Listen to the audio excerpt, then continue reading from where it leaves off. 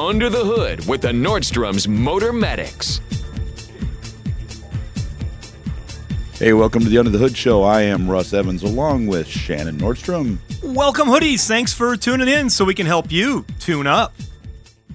Just Shannon and I today, but that's okay because we'll handle you, Carls. We'll fix your car ills. We'll do what we've done. This is nothing new anymore, is it? Yeah, we're going to get Chris a personal masseuse.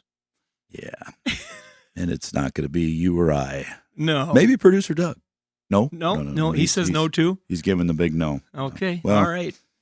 Yeah, he needs it. You know what it is? It's this chair. You saw me switching chairs. I did see you switching chairs. He was just too proud to say, Russ, I can't stand that chair. I can't sit in it. But I've got an idea. I'm going to switch some chairs out.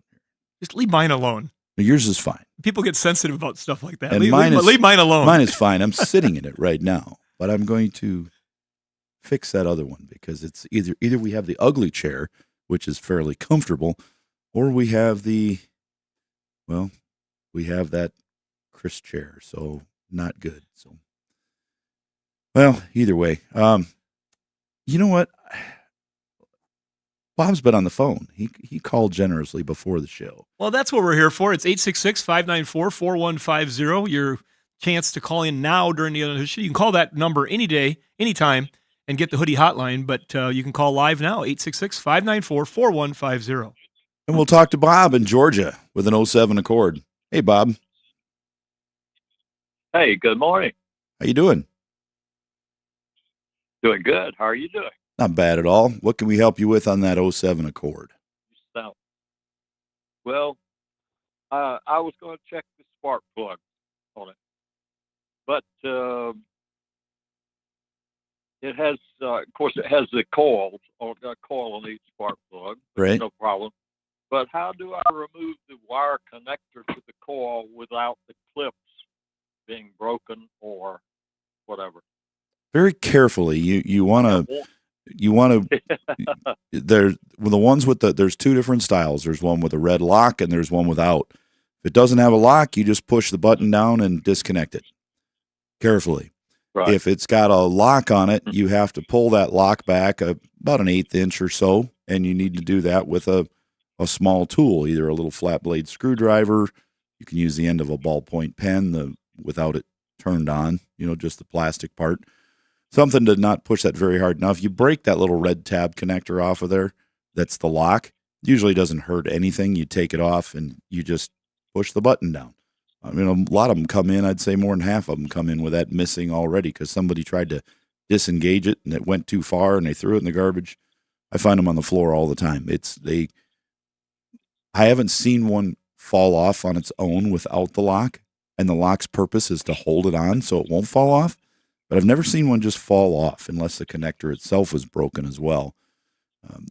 But they're there for a purpose. They want it to hold on. It's not like we have cars come in, oh, look, the coil is not plugged in. Let's connect it back. I don't know if I've ever had one come in that the coil wasn't. Now, injectors, yes, but coils, no.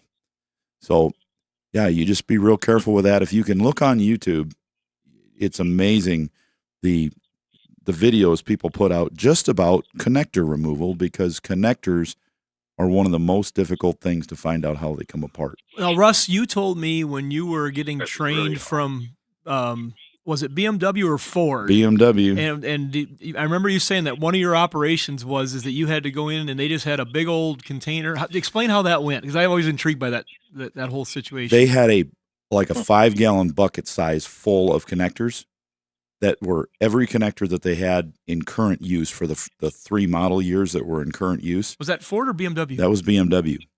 And they had us spend 12 hours on removing and reconnecting connectors. There were 2 together, so we would unplug them, snap them back together, unplug them, snap them back together. And what we did is we had all the connectors, we'd unplug it and move it over to the side and lay it there. And then when we were all done and we'd raise our hand, the instructor would come over and he'd say, okay, put them back together. We'd snap them together, throw them in the bucket. And then we'd have to take them apart. Putting them together was the easy part. Taking them apart, that was the difficult part. I know I'm challenged with that. I've told many of people that I've broke more connectors just because I didn't know how they came apart. So the internet has been a wonderful, wonderful tool. Yeah. I saw on my Facebook, and you always get the little tool gadgets. If you ever looked at one of them, you get 20 more on your feed. Oh yeah. And there was a gadget just the other day that actually it slid in and it said works on any clip, and it slides in on the back side of the clip to lift whatever dog it has, and take it off. And it's just like a universal tool. It works on every car. Like a lockpick. They do that on a lot of. Sometimes we have to do that because there's dirt in there, and then we blow it out and try to get it clean, and make it work. So does that help you out, Bob? Yes, I believe it does. Hey, all Bob, right. What part of Georgia are you from? What are you from? I live in Athens, about 60 miles east of Atlanta. I flew through Atlanta last night. I was there. I was in Atlanta, Georgia last night at 9 o'clock. Cool. And we went through there, and I sat next to a gentleman that was also from the area. We had a wonderful conversation coming in to Atlanta. And so we got some good friends down there. The gentleman that helps with the show is out of Atlanta. So we're glad to have the connections we do down there. Keep telling your friends about the show. Good. Thanks, Bob. Yeah, we need more people to know about it. We do. One question. Yeah. Where can I find one of these unlocked tools?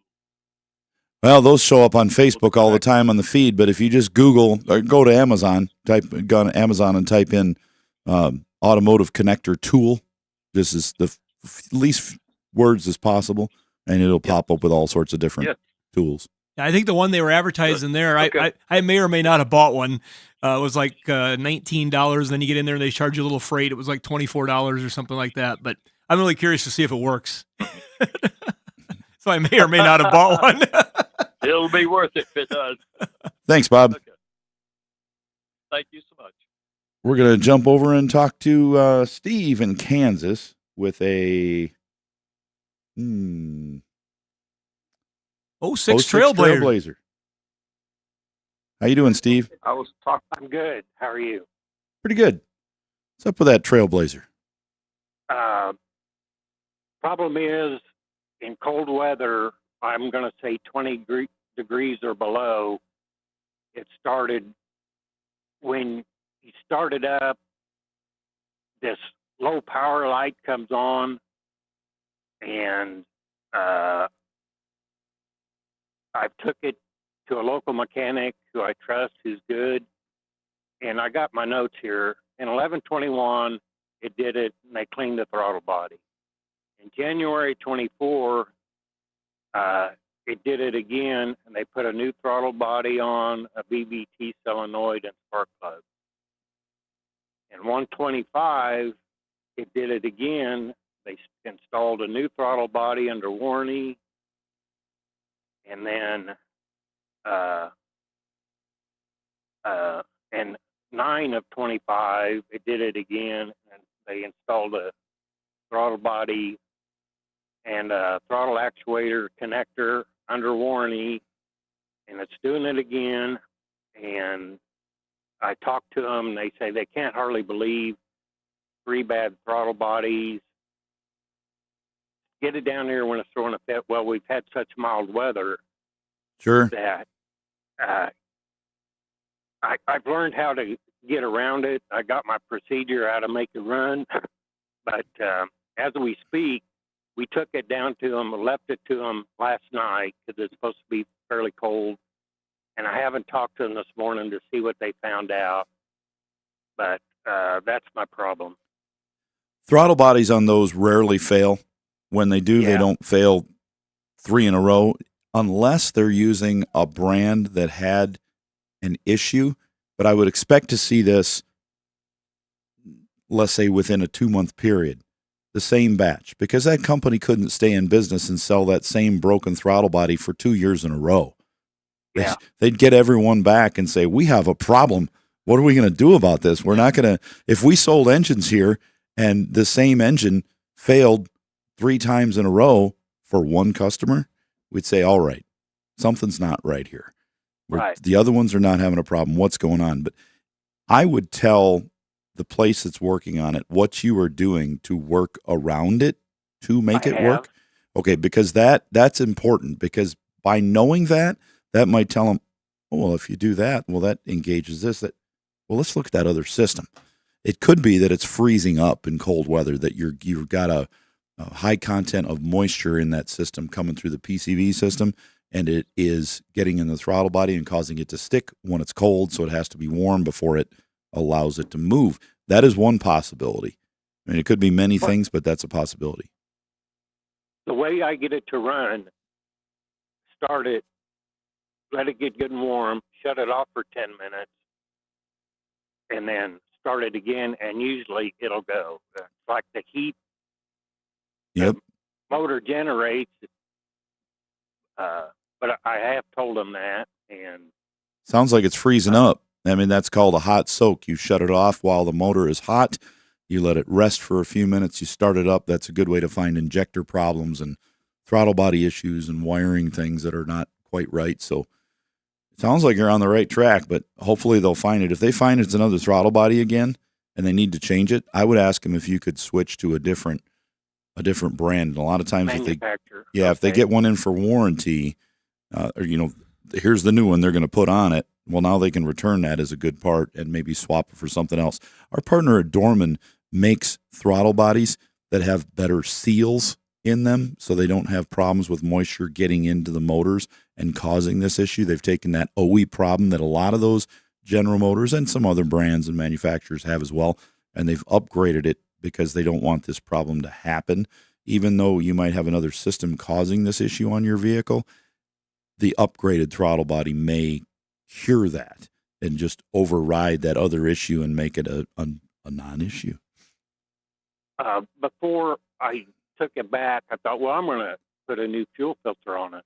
Well, I never could find one. No. And is in tank. 06 should be in tank on an 06 Trailblazer, if I remember right. Yep. 05 was on the rail by the door, and then 06, 7 and up, they went to the tank, the one in the tank on the filter, returnless fuel system. Okay, but when you say you think it's a moisture problem, is that something to do? No, fuel filter wouldn't help that at all. If it's moisture, it's in the PCV. Short trips are making for excess moisture in the oil that would do that. That's one thing that could definitely do it. If you don't drive it for a long time and let it thoroughly warm up every time you drive it, like a 30-mile drive every day or 30-minute drive, it's not going to. And I think that is one that's integrated in the valve cover, like a lot of other models. That it's not just a piece you grab and replace. And so it's something to consider. And hopefully this thing will fail while they have it, so they can hook some stuff to it and see what temperature sensor's showing, and just be able to look at everything when it's not working, so they can dial it in. That's so frustrating if it's intermittent like that. Yes, it is. Thanks for the call, Steve. Thank you very much. Appreciate it. Bye. 866-594-4150. Hey, this is the End of the Hood Show. We're going to take a little short break, and we'll be right back. Right, Producer Doug?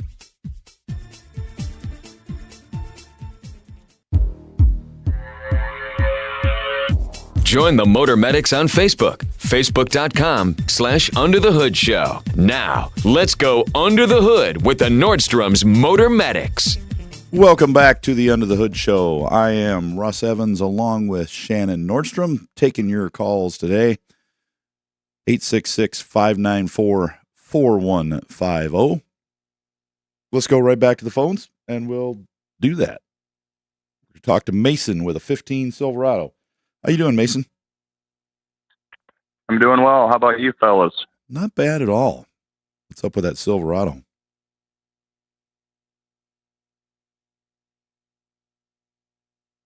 Oh, Doug, we lost him. He just evaporated. We'll try him back. Yeah, Mason, give us a call back or whatever happened there. We'd like to get you back on the air. Yeah, just looked over and all of a sudden. I was just getting excited. What's he going to, what is it, a transmission? Is it a trail brake or a trailer brake module? It's a knocking engine. It needs a transmission. Yeah. You think it's transmission? I know it might. I tell you what, the transmissions in the 14 through 19 Silverado, Yukon, Denali Escalades, we are putting so many of those in now. We got one going in as we speak right now at our shop. We just do tons of them.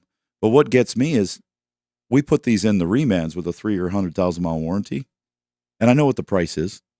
They're affordable as they go because I would say half of the people have already got a price somewhere, and they're like telling me, I mean, it's literally like 3,000 to 4,000 more than what I'm charging for the same thing.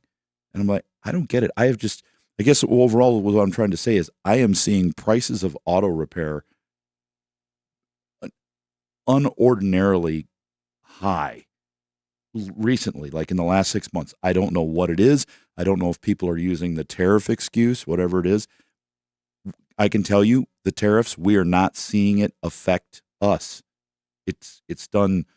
If it's there, I'm not noticing it. And here we haven't seen like thousands of dollars in increases, No. like percentages, like a piece here and there. Yeah, little percentages, but not like, oh, it's 40% higher. But a lot of places, I'm almost embarrassed for some places that I know that are what they're charging. I'm like, whoa, that's nuts. But anyways, we do put a lot of those in. So let's try Mason again and see. Mason, is it a transmission? No, sir. It's Okay. an electrical problem. Okay. With my transmission. No, no. What kind of problem you having with it? So I ran her through the car wash yesterday, and I got a reduced engine power message. Okay. I've had that pop up twice before in the last month or so on a couple kind of wet, misty days we had. It came up on me driving home. And then I also have a message opening up for me that says open and close driver's window. That one started maybe a month ago, and it used to be sporadic, and now it's consistent every time you start the truck. All right. Every time you start it, you have to open and close the window, and then it's fine the rest of the time you're driving it, or every time you start it, restart it?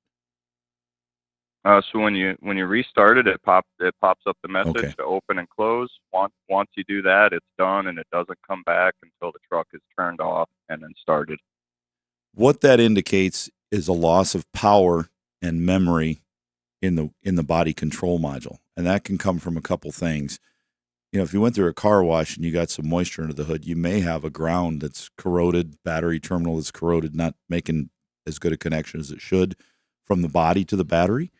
The other thing that could be failing on that is the body control module. We've put in a lot of body control modules on these vehicles. I don't know, maybe 10 of them.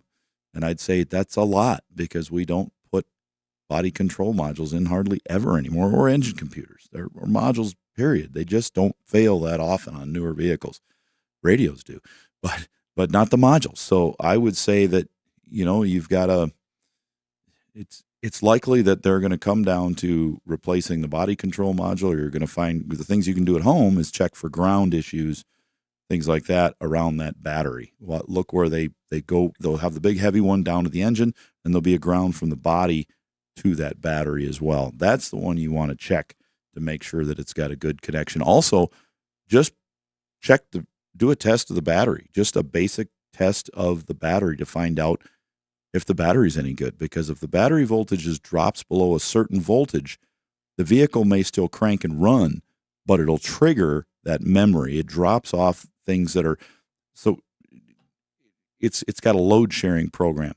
It wants you to be able to start the car because that's the emergency thing. You need to be able to fire it up and drive. So it will lose things in order before it comes to the point, because it's like, who cares if you have windows? We want to make sure the ignition cranks the vehicle. Sure. So it's going to drop off that function of the body module, the radio, all those things in its asleep state. And then when you start it, you got to reset those memories. So you might want to just check that battery. If it's an original battery to a 15, I mean, we're talking 11 years old, that's pretty old, may or may not have an AGM battery in it already. If it doesn't, we would suggest that would be a good idea. Another thing about this vehicle, if you go to autobatteries.com, it will show you things to look for on these as far as batteries for charging, testing batteries, jump starting, all that kind of stuff. There's just a wealth of information at autobatteries.com for that kind of stuff. But I'm thinking you might, the most likely thing you're probably going to find a battery issue. Second would be the body control module. more than likely. All right. I was going to look at the battery and grounds after work today, so I'm on the right track there. Well, and when you think about going through the car wash, if they've got a little bit of an underbody spray, there's only so many things that are exposed to that water. And that particular area, just really study those areas, get underneath there and put your safety glasses on, roll around on a creeper and just see where the open spots are and what connectors are near there. And maybe you'll just find something to the visual inspection, like, oh, that doesn't look right. Thanks for the call, Mason. All righty. Yeah, have a good one, guys. You too. 866-594-4150. This is the Under the Hood Show. We'll be back in just a few minutes.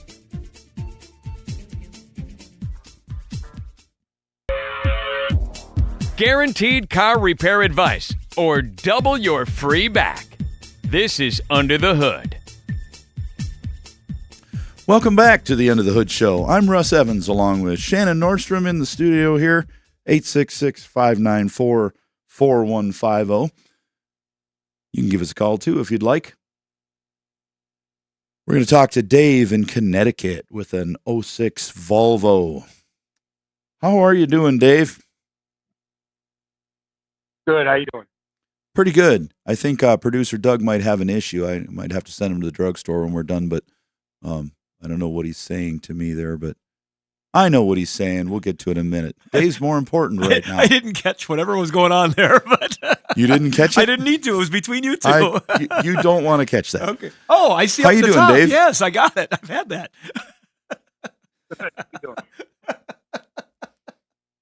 I got it now. All right, Dave, you're part of the show too.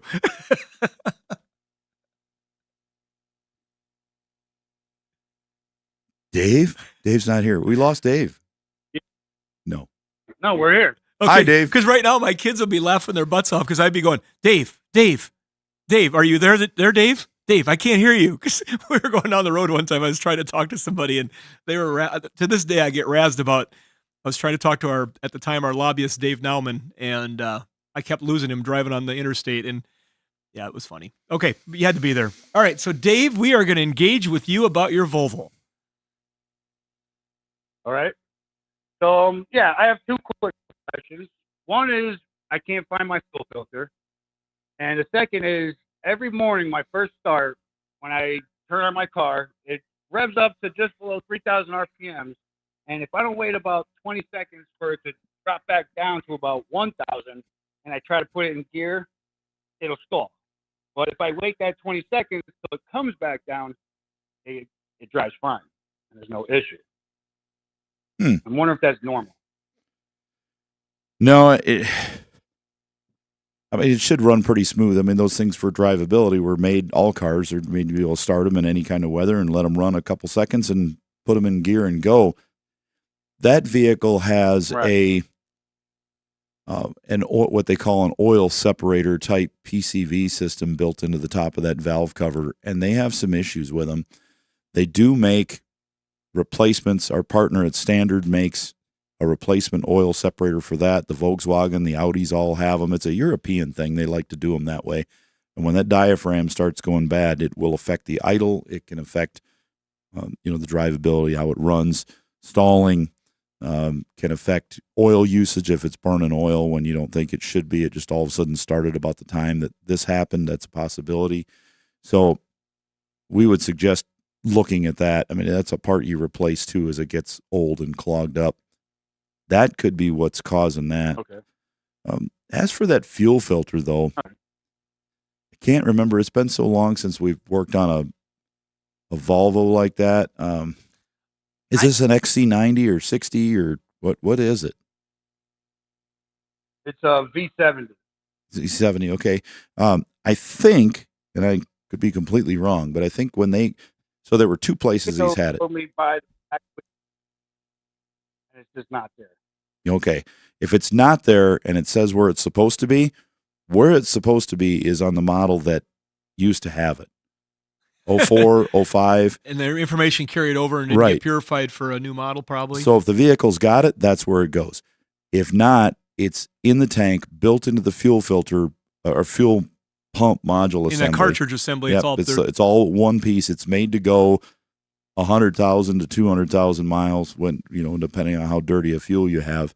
Usually at least 100, 150 is what we see on most of them before they start clogging up. And I just don't see a lot of fuel pumps lately going out in vehicles. I see a few. But, yeah, that's where it is. It'd be in the tank. What we do on those before we want to take the... What's that? Is that a much bigger job to take that? Yeah, you got to pull the tank on vehicles. Some of them leave an access door right above the tank in order to do it. But the ones that don't, you've got to pull the tank in order to switch it. But before we pull any fuel pump like that, we check fuel pressure.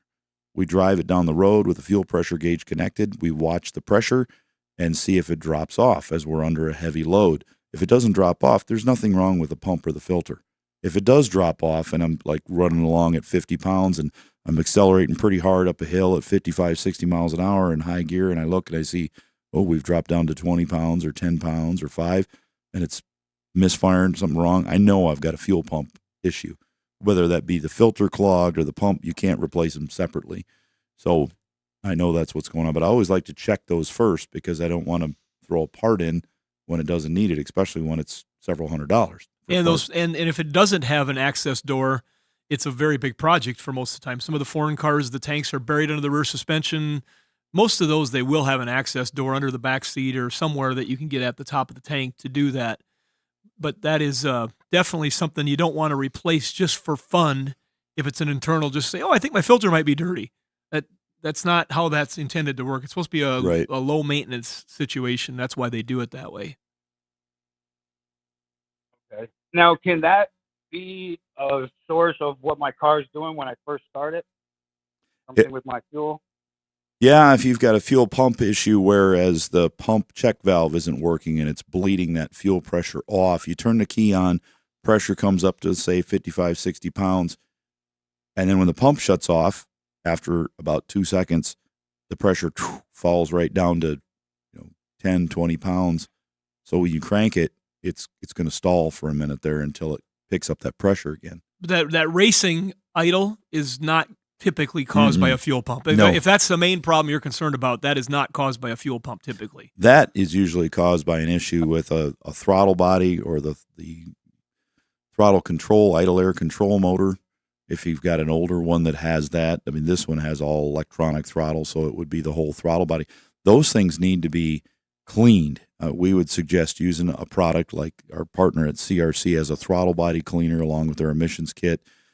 For at-home use, you disconnect that air intake tube from it when the engine is off. You clean it out and then hook the tube back up, start the car and run it a little bit. You may have to do it a couple times to get it good and clean on both sides. But if that thing is sticking and doesn't know where its base idles at, it'll idle too high. Because it'll hold the throttle butterfly valve open a little bit, and it can stall too. If it doesn't know when it comes to close and idle down, it can flutter and wobble a little bit and die on you. So that's a possibility as well. Cleaning's always cheap. Yeah, that's a good place to start. And then, Russ, when you mentioned that, PCV. Yeah, when you mentioned that, I was wondering the same thing. If something's going on with that, could that cause it to have some flow issues in the engine that would make it like a vacuum leak? Or it'll idle too fast and also burn oil excessively when that's there because it's creating a vacuum leak, but it's an internal vacuum leak. Which can affect the idle of the vehicle. Yep. Well, I was wondering if they were connected at all with that first thought you had. That's the first thing that came out of your head was like, you were thinking about that. So wondering if they were connected. Are you burning any oil at all? Losing any oil? No, I'm not actually. Okay. My oil stays pretty good. Because in the classic sense, when we think of some of the Hondas and stuff, they used to have problems. They would get a vacuum leak, and then they would sit there and they would race at idle. And then when you put under a load, it would bring it back down again. But those if that was an issue, they definitely could be connected. Right. No, I don't think I'm burning oil. Okay. Yep, that's good. But I get the throttle body. All right. Yes. Start with that. Take care, Dave. Thanks. All right. We're going to talk to Tim with a 16 Transit van. How you doing, Tim? Wonderful. What can we help you with on the van? It will not start right away after you fill it with fuel. Ah, And I just started driving this thing. It's a company van, and the first time they gave it to me, I went to fill it up with fuel, and there I sat at the pump, just cranked, and after about the fourth cycle, it finally took off and ran rough for a while, and I thought, well, it might be a fluke, and then next time I filled up, same thing. So I talked to the people that are the owners, and they go, "Oh, it's been doing that ever since we've got That's it." what I was wondering, if you got the previous person to say, "Oh yeah, it just does that. Nobody told you that." No. So I thought the next time I'll just let it idle and fill it, and it got about 5 gallons in it, and it died. So I'm thinking it must be some kind of evaporator, something flooding maybe the engine. in that evaporative emission system, the canister is the most likely culprit on this. That canister and vent valve under there, if it's spilling over, it's supposed to be just burning vapors in the engine, but a lot of times as you fill it, it spills over, fills that canister with raw fuel. That fuel gets sucked up into the engine through the purge valve as soon as you start it, and it causes it to die. Once you start it up and rev it up a little bit, maybe at 30 seconds or so, it clears out and it runs. But that will happen every time, and it's typically caused by someone. If you just got this and it was doing it immediately when you purchased it, or took it over driving it, Yep. somebody was probably filling it to the top and saying, well, I'll squeeze in another gallon and a half of fuel every time so I don't have to fill it as often, and it's not my van, so who cares? That happens a lot with employees driving company vehicles, but it's bad for it, and it's likely that's what's happened. So they've damaged that emissions canister, and it'll need to be replaced. And in almost all cases, when we hear of this happening and they come in for repair, that has been the fix, is to replace the canister and its vent valve underneath the vehicle, and then you're good. Okay. Yeah, I mean, it's got 260 on it, so it's then it's well definitely used. time anyways. That thing will clog up, and in daily use, if it hasn't been on dirt roads, a couple 100,000 miles will necessitate replacement. So, And some are easier to replace than others. I mean, I'm trying to think, when I watch the guys dismantle a transit van, where they hide that at. There's some that are worse than others to replace. You hope it's one of the easier ones to replace, if that is the case. And as usual, they'll always check the like at Russ's shop, they would check the computer to see if there's any Boltons, because there has been some vehicles that they've issued Boltons on, and where they found that their design caused a vent line to crack, or just different things that can happen. I don't know that this is the case, that I've ever heard of one of these, but that's definitely something to have them check the computer systems just to make sure too before they start. for sure. Thanks for the call, Tim. All right. Well, I'll see if they want to fix it, or maybe fill put it. a starter on it. Yeah, exactly. All right. Take care, Tim. Hey, thank you. Bye. 866-594-4150. You can get under the hood with Shannon and myself this morning. We're going to take a short break, and we'll be right back. If your Band-Aid can is empty because you have so many dash lights on, you need to call Under the Hood. Call Under the Hood, 866-594-4150. You can get on the air with us, and we'll see if we can save you some money on car repairs. Right now, we're going to try to save Justin in Iowa some money on car repairs on his 2015 1500. How are you doing, Justin? Good morning, guys. I got 126,000 miles on this pickup. It's my dad's, and high in oil consumption. And the second question is in regards to the AFM bypass through the OBD2 port, input on that. But the oil consumption, he's running about a quart per thousand, which obviously is not great. So is there a common thing to look for on that year and model? Some feedback. This is the 15 Silverado? Yes. Yep. Yeah, 5.3. it could be the PCV system on that. You hope it's that. Yeah, I mean, a lot of times that's it. You replace that PCV valve, which is part of the valve cover. that you hope that's what it is.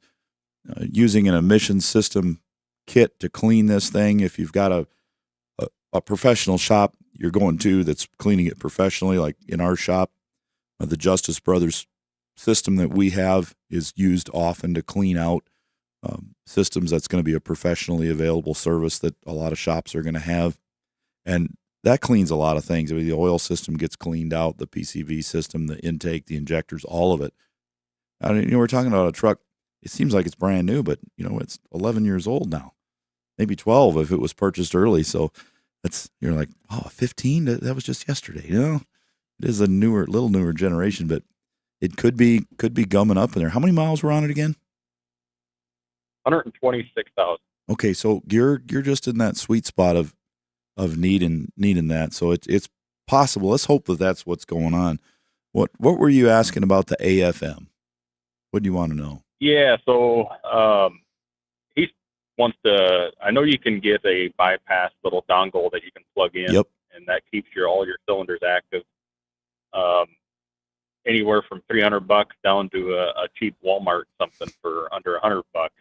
Is there ones to stay away from? Or they all do the same? Or they all do the same thing, as far as I know. They put it into a mode where it just can't. There's certain things that have to be met in order for that to go into AFM mode. It can't be in tow haul. Certain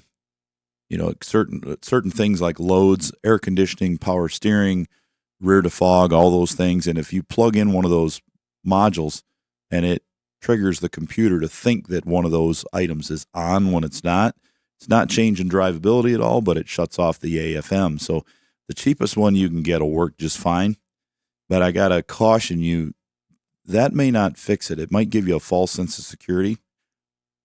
Millions of dollars have been sold on products like this in order to get people to buy them, because you think, well, I'll just shut the AFM off and make it work.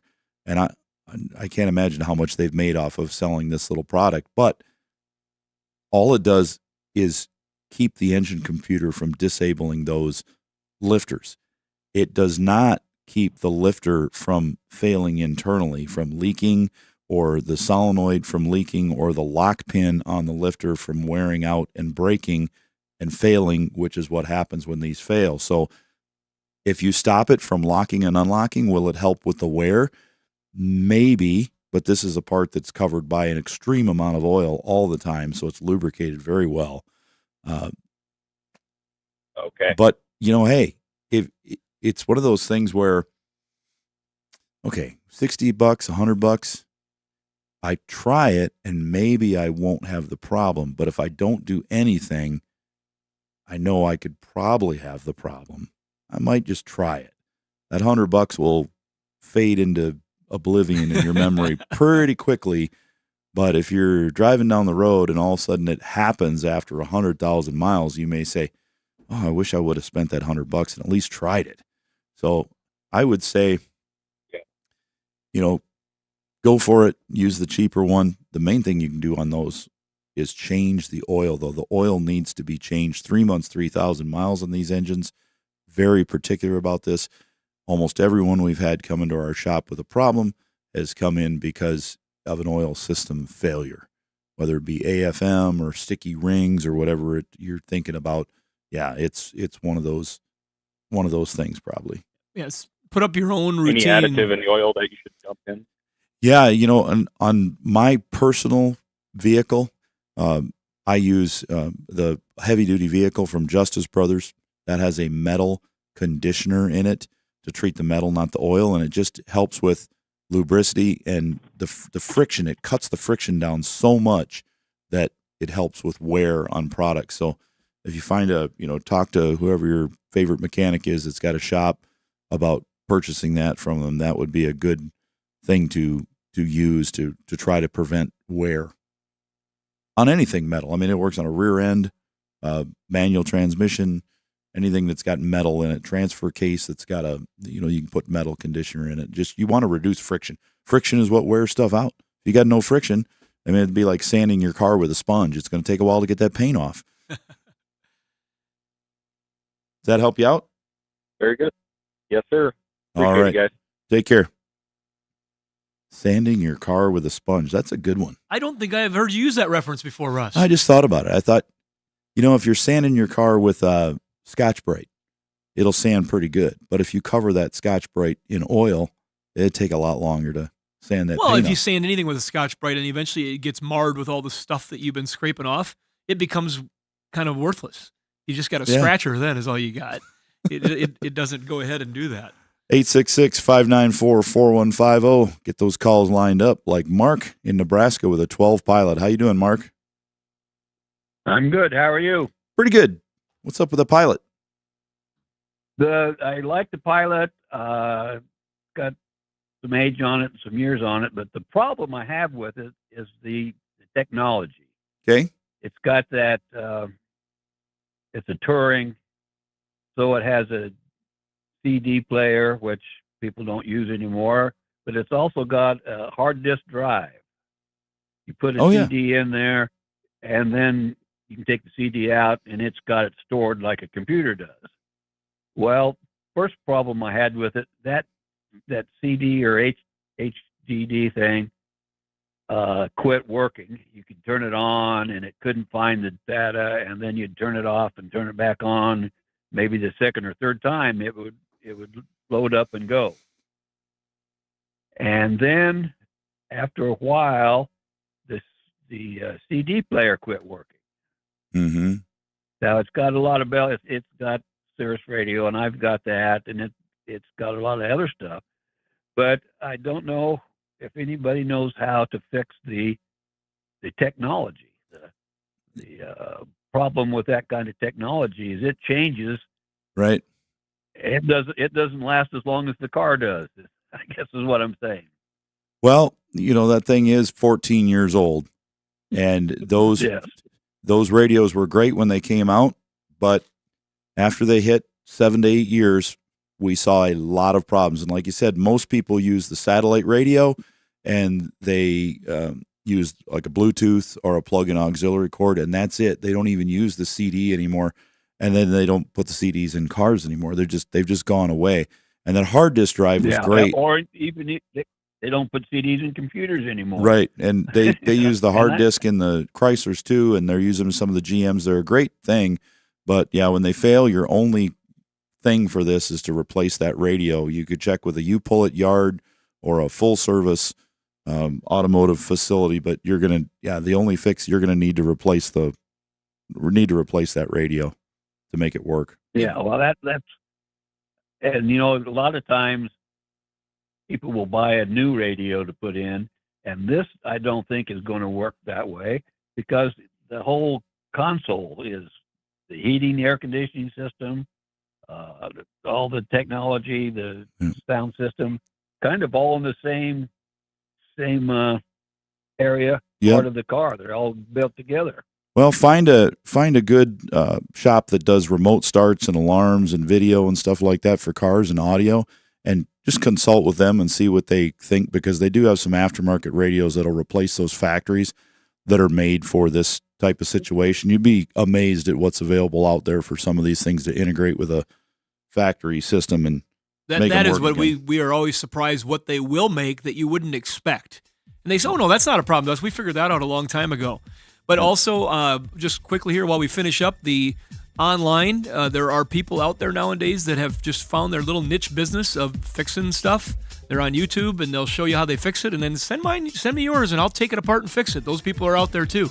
So that's something to consider if you've got somebody that wants to crawl through the internet and find it. Thanks for the call, Mark. Okay, well, that's kind of what I expected you to tell me. All right, we appreciate it.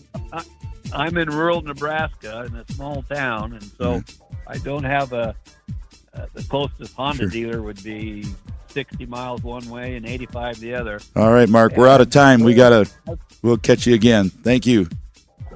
Okay, thank you. Yep. 866-594-4150. This is Under the Hood.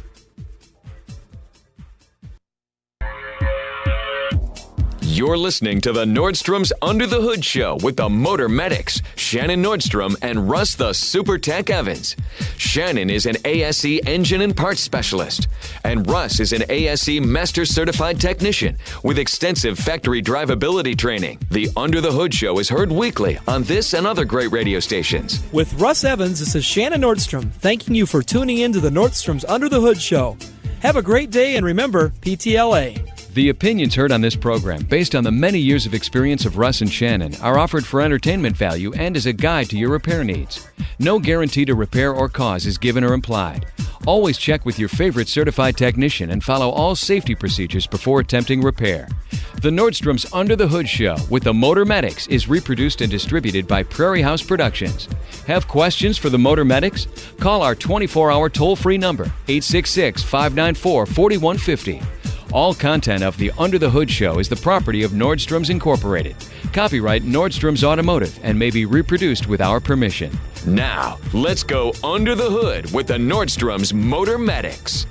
Welcome back to the Under the Hood Show. I am Russ Evans along with Shannon Nordstrom. Welcome, hoodies. Thanks for tuning in so we can help you tune up. You can reach us today and get your car questions answered for free. 866-594-4150. We'd be glad to help you out.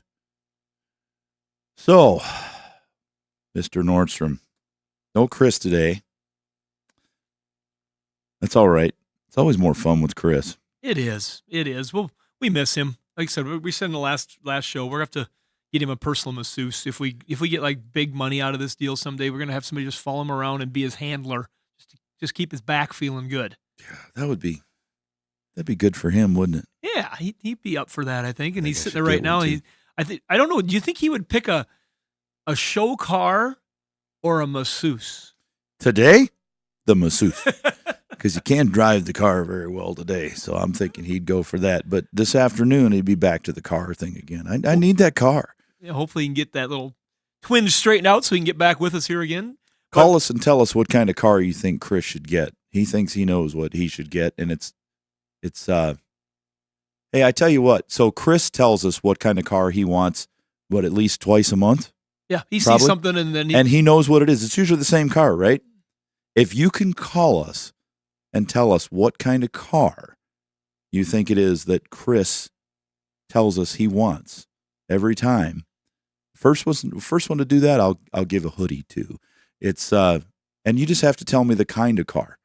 It's a Volvo, just whatever it is. You got a model of a car, I'm glad you're solid on this one because I've seen a few different ones. Like it's an XC90 Volvo. It doesn't have to be specific. Which it's not. The year. You don't have to go year, but this kind of car, he doesn't care what year it is. He just keeps throwing it out at us. But I'll do this for like the next 10 minutes and see what happens. But right now we're going to call Adrian in Kansas. We're going to call him. We're going to get him. He's called. It's phone. It's right there. Anyways, hi Adrian. How you doing? I'm glad you took my call there. I appreciate that. Try to be real quick as possible here. I got an 03 Dodge pickup that it started struggling at a stoplight. I mean, when you go to take off, the first 10 or 20 feet, you really had to put your foot in it and it just barely moved, and all of a sudden it would lunge. Hello? We're here. We're letting you explain away. Okay. We got you. Anyway, then all of a sudden it would lunge and take off and run fine. Well, then it got worse, and then all of a sudden it wouldn't start. So you wait about an hour and it would start. So I've taken it to about 3 or 4 different shops. Each shop has charged me for a fuel pump. They've charged me they've changed out the crank sensor. They've changed out, they've gotten into the injectors or whatever. Anyway, the problem is right now it runs fine when it runs and you can shut it off, but periodically about every half dozen times you shut it off and then you got to let it sit for about an hour. It'll crank over, but it'll, if you got out and got some starting fluid and tried to start it, it would turn over, and they've changed the fuel pump twice. Starting fluid will fire it up every time? Yeah. Yeah. Okay. Well, And it's go ahead. I have seen injector issues with these trucks. As they get older, they can stick. You shut them down, and there's wet fuel in there. You shut it down. It's hot. They tend to stick as the body of that injector changes a little bit, and then they have to completely cool in order to restart. There's some ignition things that can do the same symptom. Yeah. If you're listening out there and you've got an ignition issue where starting fluid doesn't help it, but when the starting fluid kicks it off, I mean, injectors, that's one thing. The other thing you want to look at is I would have a scan tool plugged into it. When I shut it off, I want to read what the engine temperature is and the intake air temperature sensor and make sure they're correct. If I know the engine's at 200 degrees, does my engine coolant temperature read the same? If it reads hotter or colder by a significant amount, it will not start very easily. That can make it difficult. The other thing you might try is to hold the accelerator pedal all the way to the floor, crank the vehicle, and then as you're cranking it, let it up completely. Typically, that shuts the injectors off and clears the fuel out for a flood mode, like an old choked vehicle with a choke on a carburetor. But what it'll also do is put it into open loop mode for a second, and then it goes back to close just for a second and put some gas in it when you let up on it and goes back to normal. Right. If that kicks off like that, it's going to indicate that you've got a sensor issue going on in there somewhere. Might even be a map sensor they said issue. that the last time I talked to them, they said they changed out a module. I guess it has something, and they said on the indicator that they have that it shows that it was up and down, and the fluctuating of the I don't know if it's a fuel map or what is going on there, but the thing, if you let it set when it won't start, if you let it sit for 30 minutes to an hour, it'll start up like nothing's happened, but it only does that about every 5 or 10 times, That's the hardest part when you can't go into a shop and tell them it's going to do this every single time. I've got one in the shop right now. They brought it in and they said, yeah, it's doing it all the time. And I haven't got it to do it once. I know. 3 days with all my equipment hooked up and it's not acting up. But we got an idea. We think we know what it is because we think it's something different than the way we received the description of it. Because sometimes, if you tell a person, oh, my car does this, well, in their head, this means what it's doing. Whereas we would describe it a completely different way. When a person, like I said before, when it would act like it was trying to stall at a stoplight, or you'd go to take off and it'd kind of sluggish. That's went away, when they changed the fuel pump or whatever else they did, that's went away. But now it's turned into this issue, and it went right into this issue after the. But now, once you get it going, it runs like it wants to go down the drag strip. It runs good. I think that since he hasn't been able to figure this out, and I'm going to roll the diagnostic dice. He's been playing parts darts. They've been putting lots of parts on it and giving ideas. How much money have you spent? I feel bad. 1,000, 1,500 between the 3 different places. Has anybody had it fail while it's there? Yes. And they were able to capture some data or not? No. The only thing they said bank. Seems like they said bank 2, or if I remember right. That showed a fault code or something like that. But I took it to the shop and said, hey, it's been working fine, blah, blah, blah. We walked out there and talked a little bit, and I got the truck and it wouldn't start. It just sat there and crank over. It's like, wait a minute. He should have ran inside and grabbed his scanner right then. If it was, for sure. I'm going to roll the diagnostic dice, Russ. It says, well, I know it's not that because it's an 03. It said distributor cap. Let's see. We've got ignition coil. No, because he's putting fuel in it. It's got to be a fuel one. Diagnostic dice lied this time. The dice lied. We nailed that other one though. New transmission. Oh, They tried 2 different crank sensors. They've tried 2 different fuel pumps. And oh boy. it's like, yeah, Well, it just there's going to be a point where it's going to do it and stay like that. Yep. Unfortunately. yeah. Well, I haven't had this hiccup been gone for at least a month, if not longer, and one of these days I'm going to call and let you all know what it is. Yeah. do it. Well, don't All spend right. any more money unless it fails more frequently and they really feel like they've got a beat on it. Thanks, Adrian. Right. Take right. care. Thank you for your time. You bet. Bye. 866-594-4150. This is the Under the Hood Show. We'll be right back. Hello, John. Hey, good morning. Tell us about your 05 BMW 330i. I love this car. I have 270 some thousand miles on it, and I've spent a lot of money in cutting out rust. When I have a great mechanic who's taken really good care of me, and it's now a second generation owner, and the son is a chip off the old block of the old man. And anyhow, I recently was surprised by not being able to generate any power above 4,000 RPM, and I found that merging onto a 4-lane highway where I really needed to get going in a hurry.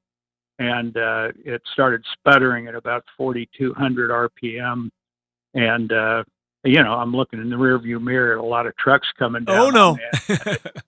Cause for a lot of concern. Anyhow, I took Nitrous. it in, and the guys checked it out and told me my primary catalytic converters were shot, as well as the secondary, and that I needed to replace them both. And the cost for OEM equipment is an eye-popping $10,000. Mm-hmm. And my question to you is, they did offer me an aftermarket, but they could not warranty it. They themselves couldn't warranty any part of it, and they said it had a very limited warranty, but I had to foot the bill for all installation costs and so forth. But it was excuse me. I'll move out of the dog's domain. At any rate, Dog's just mad about the price. So how much was that the dog aftermarket heard me price? say it was $5,700.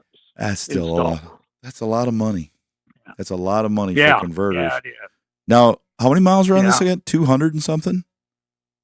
270. Yeah, I'm concerned that the converters all failed because the engine's burning oil. Is it using any oil? No. Well, good, because if it was using oil or Not at all. coolant, you're going to buy new converters again. So that's the first step. Yeah. We check to make sure there's no coolant use, no use of oil, and then as soon as the converters are on, we're going to check the fuel trims and make sure they're near zero so we don't have a rich condition or a lean condition. If we do, we want to fix that, whether it's injectors sticking or what. They check all that? They mentioned that. The mechanic mentioned that as a potential downstream problem. He says that that when you get a OEM unit or anything, he says that they'll not warranty something like a injector failure that would burn out the catalytic converter. So they were upfront with me about that, and they're good enough. These guys are good enough that I think they would be on to checking those things. But I don't, I don't know how to anticipate something like that happening. I'm gonna replace the thing. I'm gonna bite the bullet on the expense, and I've chosen the OEM. John, I got a thought for you here. Yeah. And before you spend that money, maybe I missed this in what you guys were going back and forth on. Make sure that they do just basically a flow test on making sure that they they could pull the O2 sensors out and just see if that problem goes away, so that you actually have the power is going to be loud and obnoxious. I don't know how tight of an area is, if there's going to be a heat issue, if you burn something, but you got to be careful. But they can find out if that does make it run right. And like I said, they sound like they're good people and you trust them, but you kind of want to make sure before you spend that kind of money. The other thing I'm going to get on a little bit of a soapbox here is that just came back from a strategic advisory council for the automotive recycling industry. I'm the president of that group. It's been around since 1943. And I know that one of the things that we are pushing hard on is to get the code changed, that the ruling that was made at one time that said you cannot reuse a recycled used catalytic converter. Right. It's just it's the craziest thing since the cars began to be able to test themselves. It's you put it on, and if it works, it works, and if it doesn't, you get another one. In a state that has emissions testing, if you put it on and it doesn't pass the test, guess what? It's not good. You don't get to use it. So we're working on that right now. It's going to take a bit. We feel like we've got an audience now that we can have to work on that. It's not like we're trying to do anything. We're trying to use the original equipment manufacturer's part and put it back on another car. And what happens because of that? We get clean emissions. And that's the goal of a catalytic converter, is to have clean emissions. So we want to help with that and also help people like you that, John, that's crazy money. I mean, I know you're in love with that car, but that is crazy money. Even for the aftermarket, that sounds like a lot of money. Yeah, you should be able to pick that up at a recycling facility. If we had something like that and we were allowed to sell it, it might be at that price, it could be $2,000, but still $2,000 compared to that, and you get the same warranty as you would on the cheap aftermarket. I do. Yeah, I went online and saw the units, and I mean, these are the catalytic converters that are in the headers. Yep. And they were relatively inexpensive, but my mechanic said they can't do it. They'll get in trouble. Yep. Right. And so they said, if you find somebody to do it, well, I don't want to go do that. I trust these guys. They've done a good job for me for several years.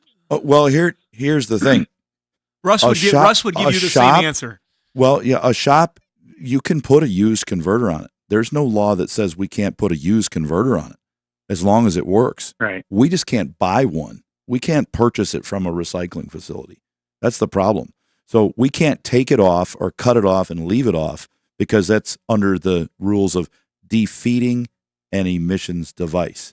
But if we're not defeating it, we're fine. You bring in one with a bad one and say, I've got this one off my other car that I scrapped a year ago. All right, we'll put that on. We're not defeating the emissions. I've got a friend of mine that I literally just talked to him a half hour before the show started, and he's developed one of the only companies in the country. I think there's another one working on it now, but one of the only companies in the country that actually has a testing facility they've created that meets the muster of what the EPA has signaled is correct. And so they sell I want to call it refurbished, but a tested, with a badge welded to it, used converter. And this model is quite unique, but I'd be interested to contact them and see if they have that. If not, I might have an idea. I'm gonna have producer Doug take your phone number, and I'm just gonna check on something and see if I can help you. And so we'll all right. We'll get you. I'm gonna have you talk to somebody, and we'll see if we can help you with something. All right. I would appreciate that very much, and my mechanic's open to that. The old man was. I mean, he would pull stuff out of wrecks, computers and stuff like that, and the cost was so much lower. He said, if this one fails, you're still ahead if you got to buy 2 or 3 more. Yeah, exactly right. And your car is special to you, and you want to keep it running. So let's see if we can help you do that. I appreciate that, fellas. Thank you. So Thanks the for the two call. things I'm coming away with is to ask them to check, did they check the O2 flow or pull the O2 sensors, and then see if it runs better. Right. And the other thing is that if we can find a place that can provide me, I'll buy the used converter and then give it to my mechanic when they put it on. Right. That's what I'm coming away with. Great. I'll look forward to hearing from your guy. Thank you. Sounds good. Have a good day, fellas. You bet. Take care. Yeah, with catalytic converters, you need to check back pressure. That's easy. You pull out the front O2s, the ones closest to the engine, because there's no restriction. You're going from the engine to the converter, so you want the O2 that's between those two. You pull those out; they're like spark plugs, and then you put a gauge in there, and it manually checks. You got to do a manual physical check of the back pressure. How much pressure do we have? Should be like near zero. If you're holding it a steady 2,000 RPM on a warmed up car, we see less than a half a pound. But when you have a failed one, they're usually when they're failed enough that they're causing the car to run poorly, we see them at 4 to 5, maybe 9, 10 pounds up, and we're like, whoa, that's too much. So at that point, then we've got to, we're taking it off. We're getting a camera in there. We're looking at it to see if the secondary converters are plugged up as well. A lot of times it's just the front ones and not the back ones. And sometimes, though, like in these European cars, they're all welded and built in one big contraption. Yep. So you can't. You've got to replace them, as one unit or left side or right side. But you want to verify for a fact that they're bad, because if you go just replacing them, well, what if you didn't need to? And also, while you're doing this diagnostic test, you need to find out, are we burning oil? Are we burning coolant? It's like, well, how do I know? Are you losing any coolant? Is it stayed exactly the same line cold when you started every morning? Exactly. And because it won't evaporate. And does the oil stay exactly where it's at through the 3,000-mile oil change or 5, whatever you're doing? If you're say, oh, well, I put about 1.5 quarts of oil in every time. Well, that's probably what happened to your engine. You were burning oil, and that was causing your problem. And you don't want that. Antifreeze is even worse than oil. Oil turns to soot and carbon and builds up, slowly plugs it up. But coolant, that gets in there. You got a hot converter that's 1,000 degrees, and you drop cold, or coolant into it, and it's steam, and it'll crack that thing and damage it, and it'll break up pretty quick. 866-594-4150. We got a couple callers lined up. We want to take your call. We'll be right back.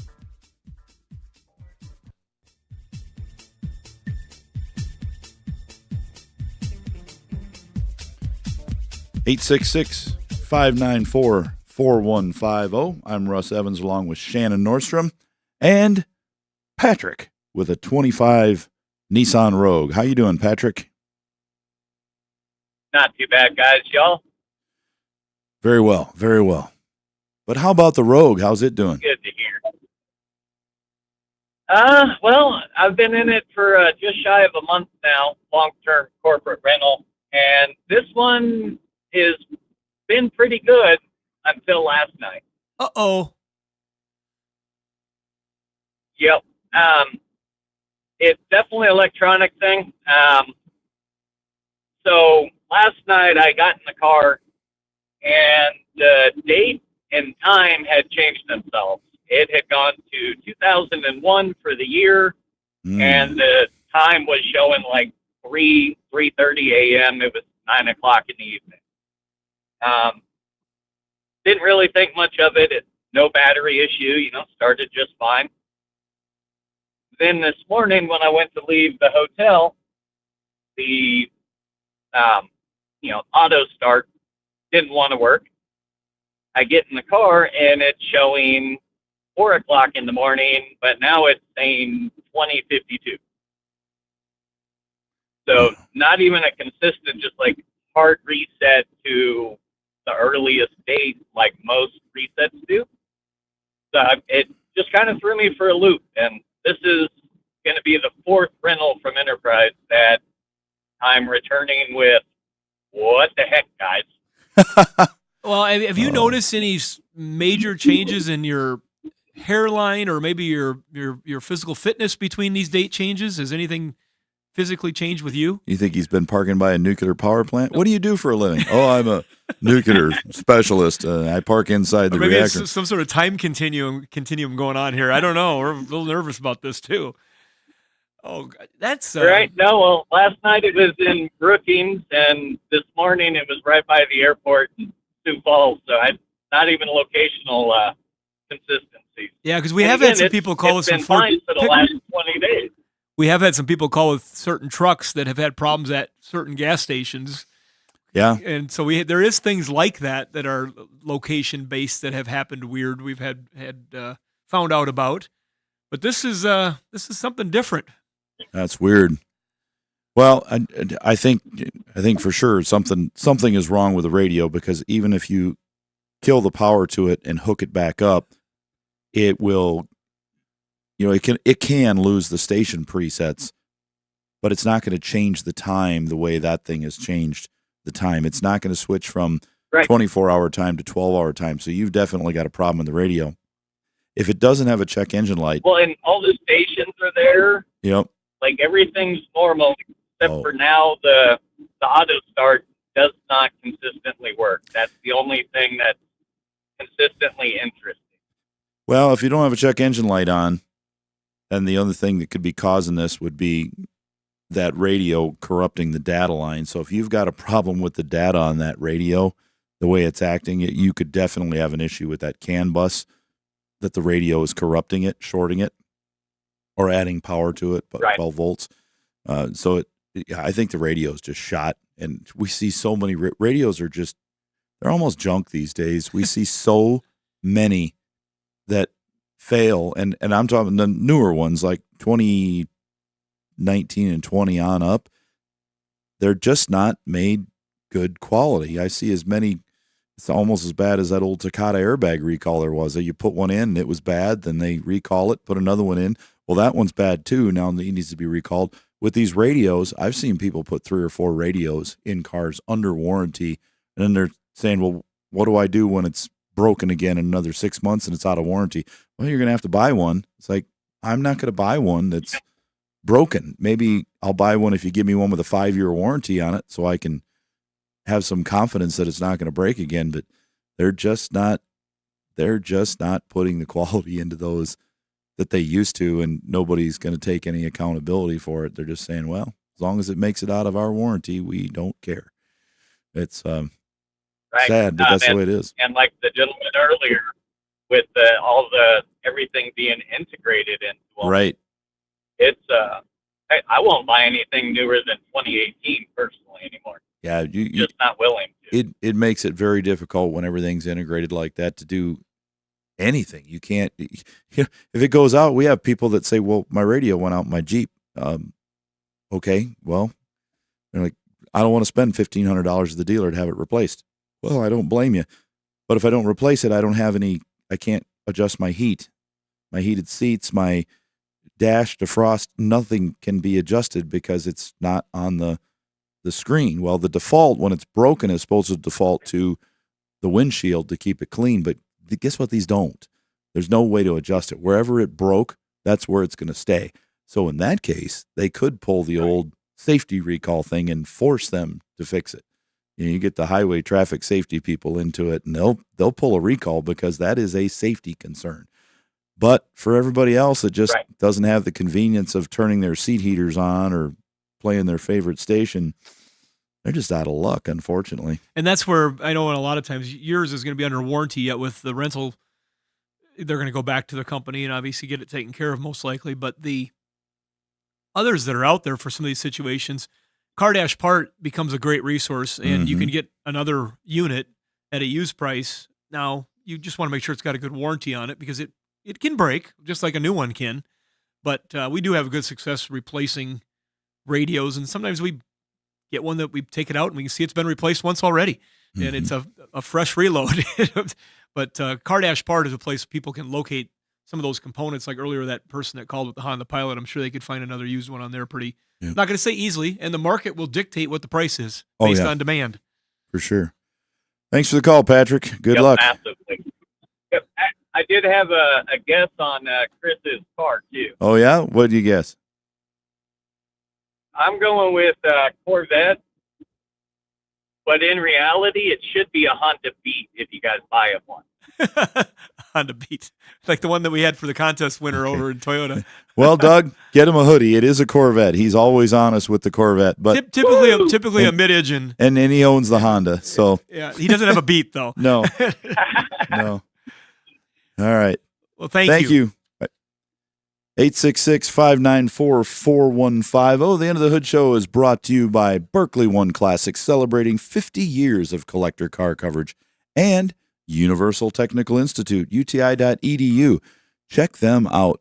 They've got campuses all over the country now. They're opening new ones all the time. They just opened another couple, and you can get into all sorts of them. We've had a couple of listeners get a hold of us and let us know that they have either gone there or they're planning on going there, and they were really impressed with what they saw.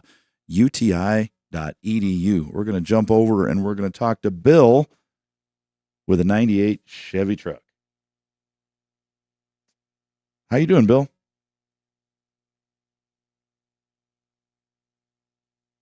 Bill, are you there? Hang on. Let's try that one. Hey, Bill. can you hear me? I can hear you now, Bill. Okay.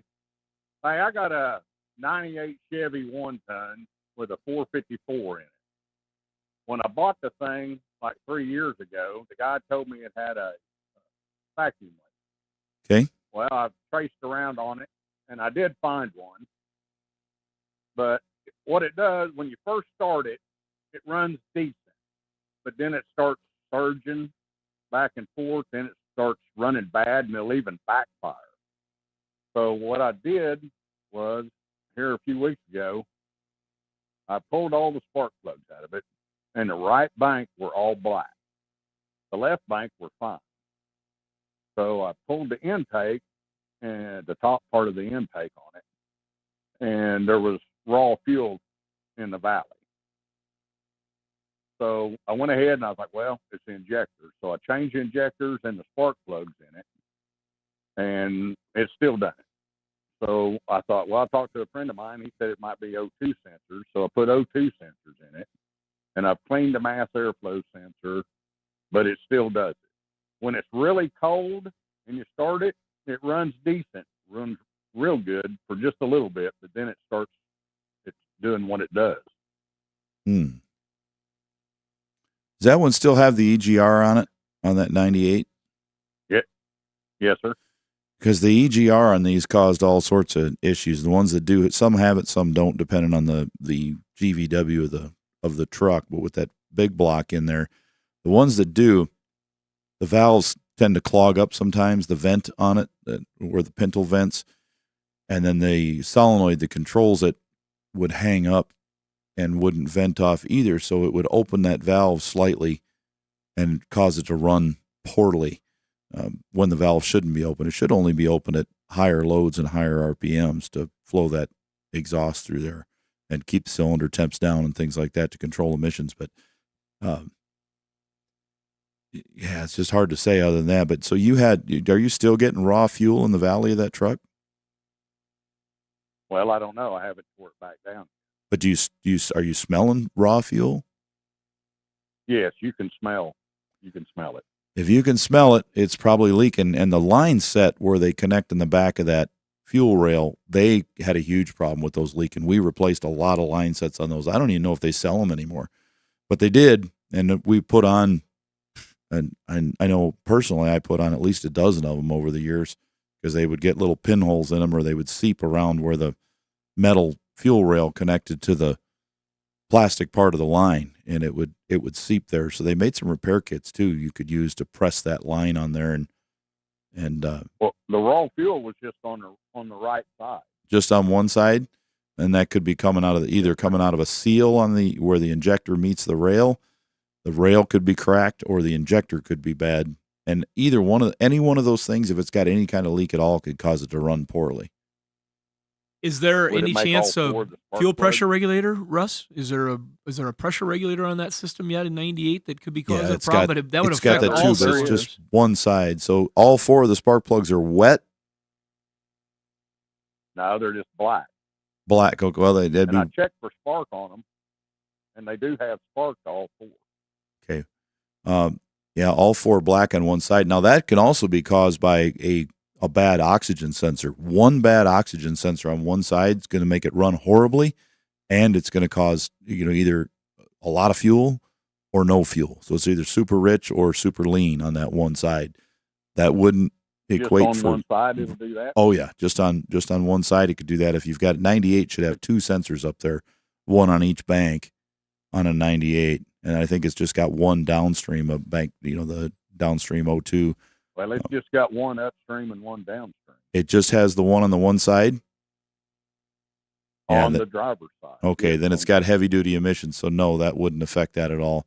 That's got to either be an issue with vacuum or a fuel issue, like an injector on there. But I would, if you've got the leak, I would first look and find out where that leak's coming from, and hopefully fixing that leak fixes this other problem. If it's not a line, if it's something coming out of an injector, that could be causing it by itself. So, well, I put all new injectors in it.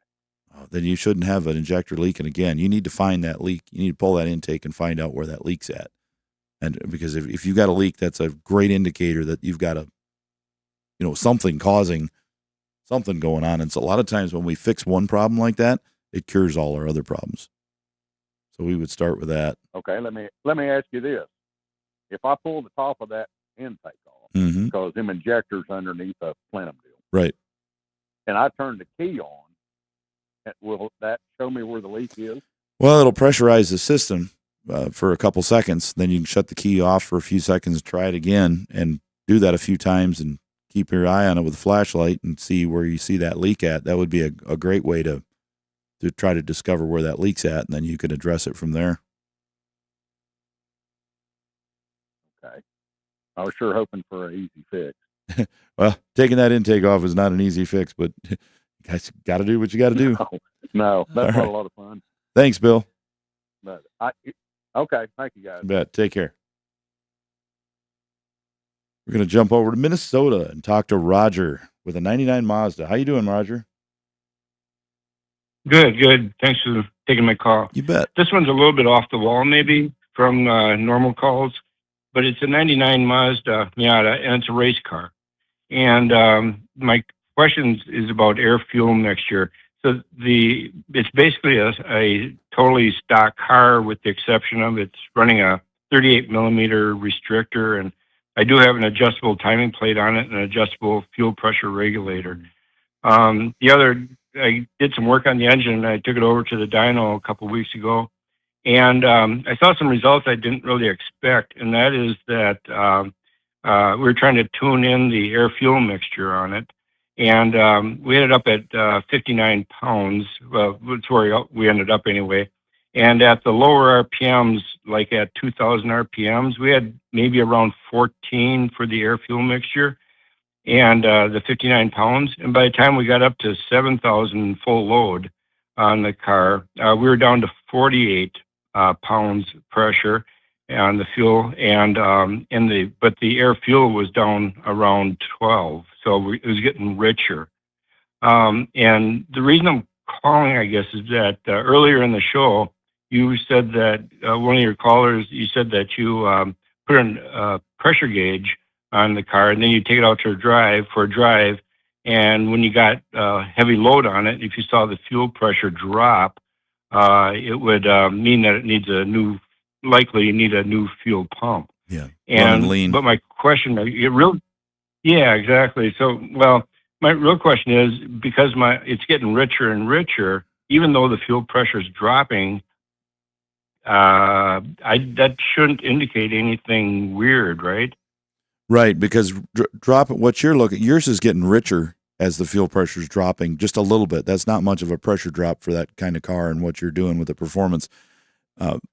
But if I'd be worried if you were running lean. I'd say we need more pressure if we're running lean at that. But it sounds like it's a tuning issue. They need to do it electronically. The fuel delivery at wide open throttle is wrong. They need to adjust it. It should, and they can do that easily. They'll look at the fuel map and say, okay, the O2 sensor gets richer at this RPM and this load.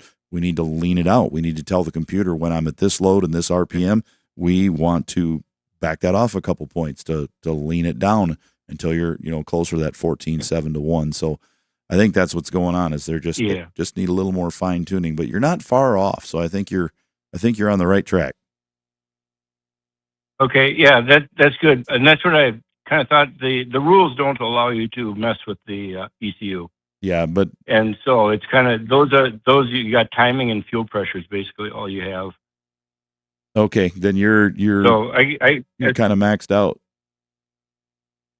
yeah, and that's I just wanted to. It was just more of a sanity check that I'm Okay. not missing something here because I thought with maxing out the fuel pressure and still getting richer, I'm okay.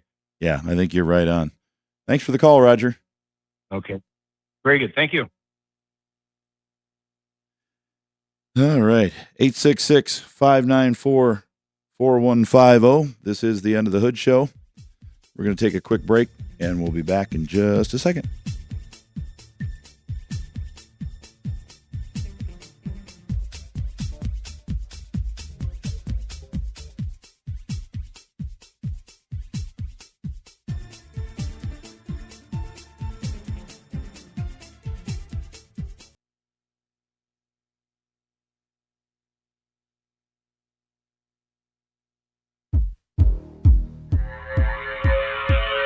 Giving new meaning to the word hoodie. Shannon and Russ. Now, let's go under the hood with the Nordstrom's Motor Medics. Welcome back to the End of the Hood Show, 866-594-4150. We're going to go right back to the phones and talk to Joe in New Jersey with an Escalade. How you doing, Joe? Good. How are you guys doing today? Very well, thank you. So I got a 2020 Cadillac Escalade. It's got about 75,000 miles on it. It's got the 6.2 with the 10-speed, and I was looking to do a transmission service. Okay. So, do you guys recommend flushing it? Do you guys recommend just a drop and fill? And what fluid should be used in that? Complete flush and refill on that, where you hook the machine up, you flush it all out, clean it out. Make sure the fluid's not too dark or it's too late to flush. If it's just a dark, reddish orange color, you're still good. If it's black, you just want to leave it and start budgeting for a transmission because it's probably going to stop moving if you put it in. And we've had a lot of problems with those transmissions. So you want to get those serviced earlier if you own one of those. I think he's in a good spot, though. If it's working good and he's at 70,000 miles, you're doing the right thing. I just have it so prolong it as much as I can. Sure. On those, when we flush those out, we either use a Schaefer fluid or the Valvoline fluid that's made for these vehicles. It's a higher end fluid than the factory Dextron that they sell for it. It works really well when you're trying to prevent the chattering and shaking and things that a lot of these transmissions have had. Once they've already done it and it's in bad shape, there's nothing you can do by changing the fluid, but it helps to prevent that from happening in the first place and keeps them running longer. So yeah, we would do the complete flush on it. And is that ULV fluid? Yeah, well, you got to go by what's on that vehicle. I believe that one is the ULV, but you've got to only go with what is recommended from the factory, whether it be the Valvoline or the Schaefers or any of the aftermarket ones like that. It's got to meet the factory specs for whether it's ULV or LV. It's got to meet those minimum and on up.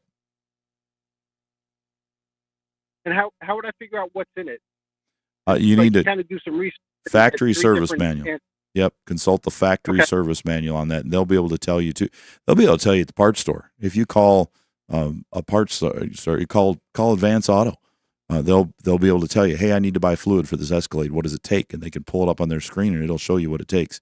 They're subscribed to the factory manual, so they know. That's how they can sell that stuff easier. Because they'd be wrong if they didn't know. Yeah. Would you guys recommend changing the filter as well? We never change the filters. The pressures will tell us when we hook up the machine to it, and I've never had one that was plugged. It's a lot of them just use screens now, and in a lot of transmissions because it's only catching metal filings that would come out to prevent failure of the transmission.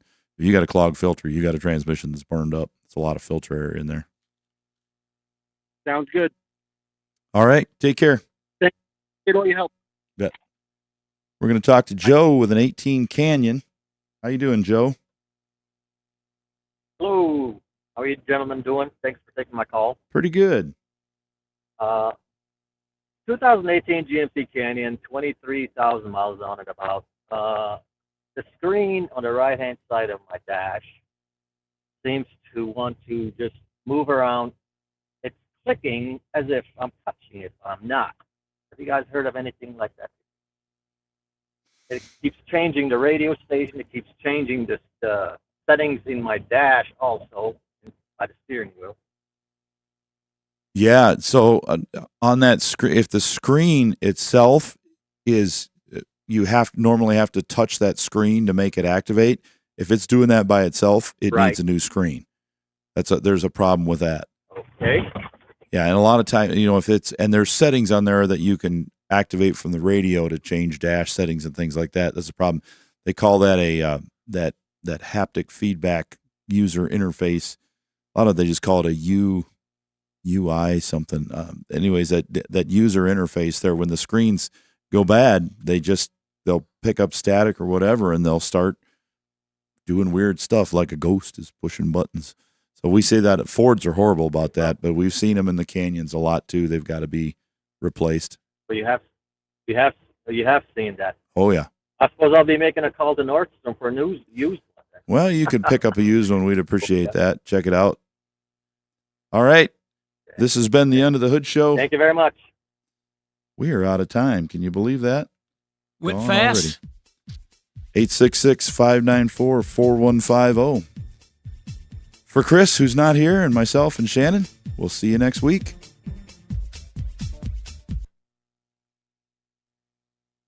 Oh, and we're back. Here we are. See how fast that was? That's quick. Yeah, it was fast. Let's We still got callers here, so we're going to jump on and just keep going here for a bit, and we'll take what we got as far as calls. If you still call in, we'll use it in another show at some point. But for right now, we're going to still try to help you with your calls here, Pat. What do you got for your 20 F-150? 2020 F-150 5.0 Coyote automatic, 132,000 miles. It hesitates when I take off. When you get into the gas, there'll be a 2 or 3 second hesitation before it'll power up intermittently. Oh no. Good luck with that. If it's doing it all the time, you could point towards something like a mass airflow sensor that's dirty, things like that. But if it only does it every once in a while, that's bad. That's bad karma. Once every week, yeah, I know. Once every week or two, something like that. So, does it have anything to do with the adaptive learning tables for the transmission? No, it Any should. way it has to do with not the software? Well, when you say it hesitates before it takes off, it loses engine power or it won't pull. Transmission won't move. It doesn't rev up. Okay, it doesn't rev up. That's It's not like, not transmission. Yeah. Yeah, Yeah, I that's- didn't think so, but I wish your intermittent problem was not not every 2 weeks. If it was doing it, every 10th start, you could take it out on a test drive and hopefully replicate it with equipment on it and see what went away. And like Russ was just saying, you're pretty clear that it's a engine not accelerating issue, not a transmission not propelling issue. And so you got to figure out, of course, what's it missing at that time? Why is it doing that? I mean, that's why you called us. I understand that. But boy, that is, not that we can't figure out intermittent problems, but most people aren't willing to stay the course and the bill that's connected when you have to start driving something. any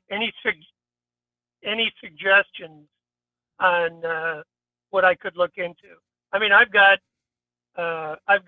shareware monitoring software that works pretty well. I don't know if you guys want me to say the name on the radio or not. I don't mind. What is it? What do you have? Forescan. I've seen that online. Yeah, so Works. I like it. I've been using it for a long time. no codes at all? It threw. I changed the PCV valve, PVC, a couple thousand miles ago, and it threw a misfire on number 8 code right after that. But I think I might have had a vacuum leak when I did that. Okay. So it did it once. I cleared the code, and never happened again. Okay. Yeah. Then Yeah, I don't get any codes. you're probably going to have to wait until it gets worse, until something breaks or it's doing it all the time where it can be checked. It's just one of those things where it's, like I said, I've said before, I run into a problem with my truck where it would only do it, maybe every couple weeks it would act up, and it did that for, 5 years or whatever. And I finally was able to catch it when it would do it every few days. And then I did some looking, but it's, even for a good mechanic, it's something you can't always find. Have you had your monitoring software on there when it happened?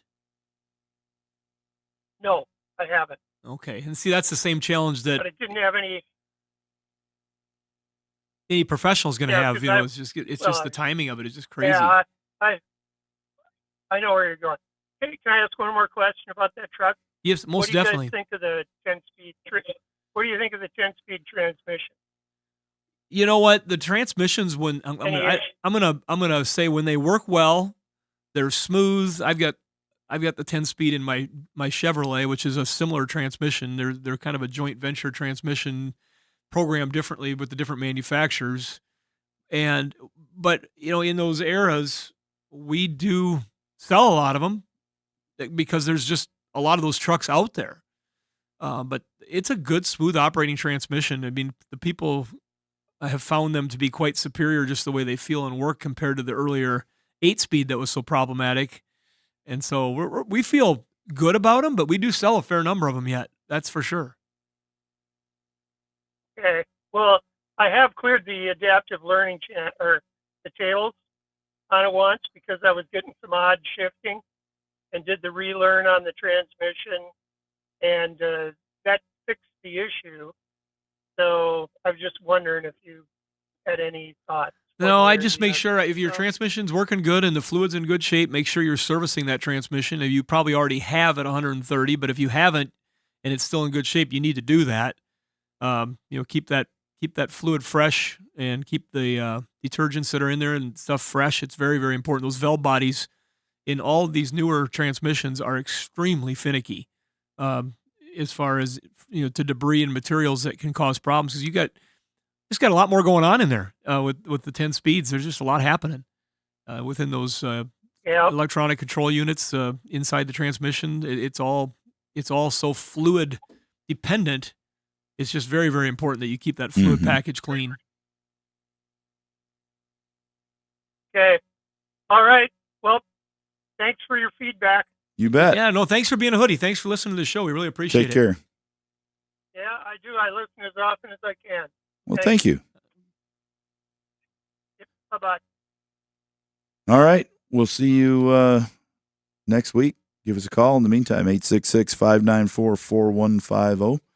And we will talk to you then. Yeah, thanks everybody for tuning in and letting us help you out. And we get to listen to your problems. And sometimes they're like really problematic ones, and sometimes it's like you can give somebody some really solid advice. And it's just fun to see what different people have done already and their ideas. Like that last call we just had with Pat. In first talking to him, and this is just you. Sometimes you make assumptions when you get onto a call, but when someone goes deeper, and we don't always have time to chat for 15 minutes, but someone goes deeper, and then you find out, all right, they've got more knowledge on this. They've hooked monitoring equipment to, and they've done these things. So some of the questions we start asking, if you never get to that point, they're probably like, well, I've already done all that, but we got to start somewhere is kind of how this rolls. But I enjoy that when you get somebody on and then you find out, now they're actually digging into this. They're trying to figure this out. They're trying to learn. They want to be smarter about their vehicle, and together we can do that. I tell you what, listening when Russ talks to people, I'm learning from these calls all the time too, because I'm not doing this stuff all day long anymore. We're working on the different systems of the business operation, working with the dismantlers, working with the people in the production hub, seeing the parts, talking about the parts, being involved in the interchange. But it's way different than the technicians and the people that are out there actually putting their hands on it and having the problems and finding the solutions. So I'm always intrigued and impressed. So I'm thank you, Russ, for what you're able to do here. That's for sure. All right, everybody. See you next week.